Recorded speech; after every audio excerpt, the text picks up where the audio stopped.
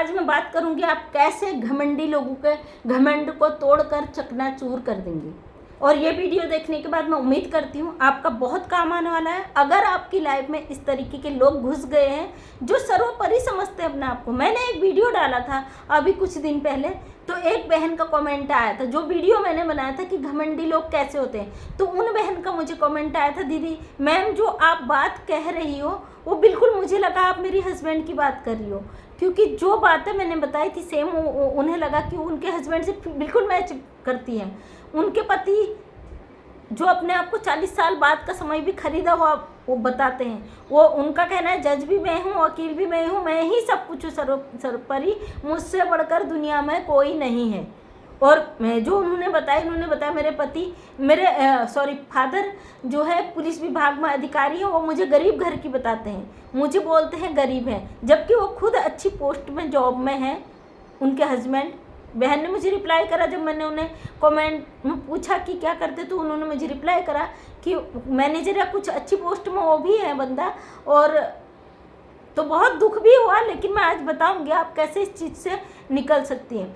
तो जब ये चीज़ें होती है ना, जब बाहर का व्यक्ति घमंड करता है तो अपने लिए करेगा, हमारे लिए क्या करेगा कह के हम किनारा काट लेते हैं। लेकिन जब अपने घर में अपना पति अपने परिवार का कोई व्यक्ति करता है, वो चीज़ें बड़ी दर्द देती है, अंदर तक दुखती है, क्योंकि हम उनके एक फैमिली का हिस्सा, उनके जीवन का एक हिस्सा होते हैं। वहाँ पे उनका ईगो हमारी ज़िंदगी को अगर खाने लगे ना, तो हमारे लिए बड़ा तकलीफ़ की बात होती है कि उन चीज़ों से हम कैसे निकलें।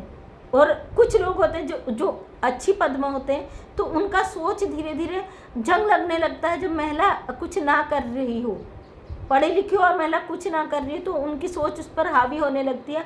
वहाँ पे वो चीज़ें ईगो उनकी आने लग जाती है, उनको सारी चीज़ें छोटी दिखाई देती हैं, उन्हें लगता है मैं ही सर्वोपरि हूँ। सबसे बड़ी बात, हम जिसका खाते हैं ना, घर में रहते हैं, अगर वो व्यक्ति कमा के ला रहा है, हम दिन भर उनकी गुलामी कर रहे हैं, तो वो व्यक्ति सोचता है हमारा खा रही है।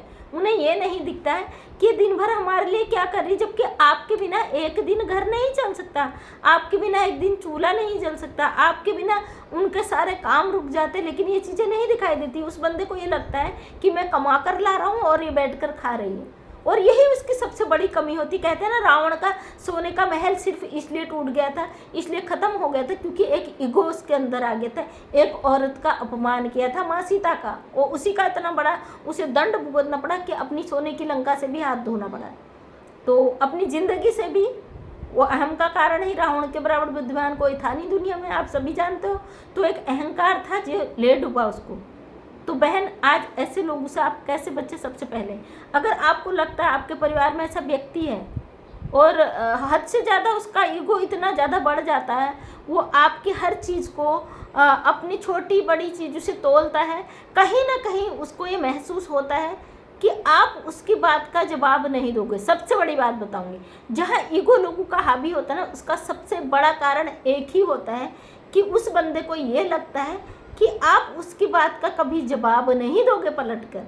उस बंदे को ये लगता है आप कुछ भी कहो आसानी से, ये व्यक्ति क्योंकि वो अपना ऐसा एक दबदबा बना लेता है। कुछ लोग बाहर बनाते हैं जिन्हें डायरेक्ट लोग गुंडा, मवाली या यूँ कहे कि एक गैंग बोल देते हैं, सरगना बोल देते हैं, कई भाषा बोल देते हैं। लेकिन जब वही व्यक्ति घर में है तो उससे क्या बोलेंगे आप? क्योंकि आपका पति है, आपका और परिवार का व्यक्ति है, तो आप क्या बोलेंगे? उससे अच्छा बोल भी नहीं सकते। तो इस व्यक्ति को लगता है मैं एक सरगना हूँ, और ये सरगना, इसके जो ग्रुप हैं, जो मेंबर हैं, वो मेरे हिसाब से चलेंगे। उसकी सबसे बड़ी गलतफहमी होती है जिसमें वो जी रहा होता है। तो सबसे बड़ी बात, अगर आपके पास 2 रीजन होते हैं इसे ख़त्म करने का। एक तो आप उसे जवाब देना शुरू करिए। जो व्यक्ति कभी नहीं बोलता है ना, वो एक दिन टूट जाएगा, डगमगा जाएगा। आप कभी नहीं जवाब देते, उसका जो ये ईगो है बढ़ता चले जाता। कई बार महिलाएं क्या होती है, जवाब नहीं देती, उनको लगता है मेरा हस्बैंड है, रिस्पेक्टेड है और अच्छी पोस्ट पे है, तो हम जवाब नहीं देते उनकी बातों का। धीरे धीरे हमारा जवाब नहीं देने का रीज़न ये होता है कि वो व्यक्ति का ईगो सर चढ़कर बोलने लग जाता है। सबसे बड़ा कारण यही होता है। पति देखिए, पति कितना ही बड़ा अधिकारी हो, कितना बड़ा हो, लेकिन पत्नी के लिए केवल पति ही रहता हो।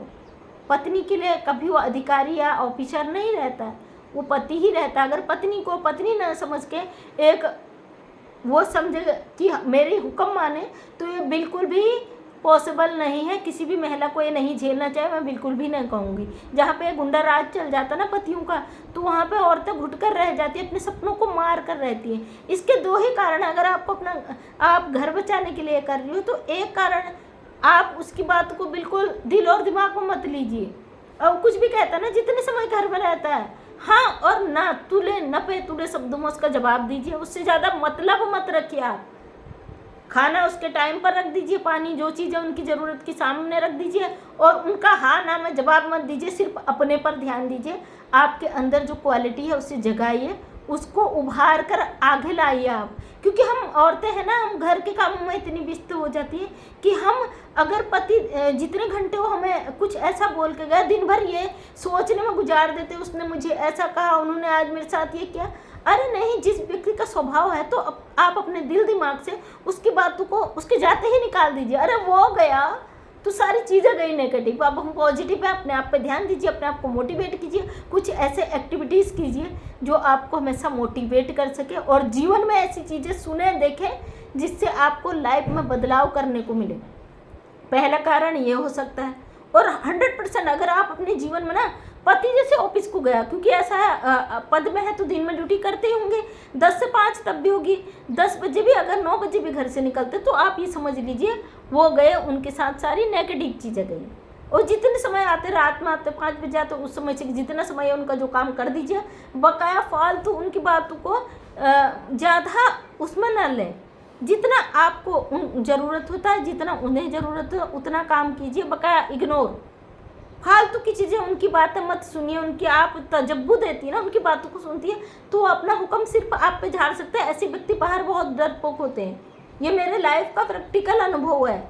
और दूसरी बात यह है कि आप उनकी बातों को जो है सिर्फ जवाब से दे सकती हैं, सिर्फ जवाब से दे सकती है। आपके पास दो ही कारण हैं, या तो अपने माइंड से सब चीज़ निकाल दीजिए उनके जाते ही। कुछ समय आते, कुछ समय ये समझ लिए कि इतनी देर हमें झेलना है, हाँ या ना में नपे तुले शब्दों में, उसको माइंड में नहीं लेना है, दिल में नहीं लेना है, बाहर ही सुनना, बाहर ही निकाल देना। दूसरा यह है कि अगर आपको लगता है आपका ईगो हर्ट हो रहा है, तो उनसे बैठिए, बात कीजिए, उनसे कहिए मैं आपकी लाइफ पार्टनर हूँ, तो ये व्यवहार आपका मुझे बिल्कुल पसंद नहीं है। अगर आपको भी नहीं पसंद है तो फैसला आप सुना दीजिए, आपका फैसला सर्वोपरि। मैं कोई डिसीजन नहीं दूंगी, क्योंकि आप जज हैं, आप ही वकील हैं, आप ही के सवाल है तो आप ही के जवाब है। तो फैसला भी आप सुनाइए। मेरा जीवन है, मैं अपने तरीके से जीना चाहती हूँ, घुटना नहीं चाहती हूँ।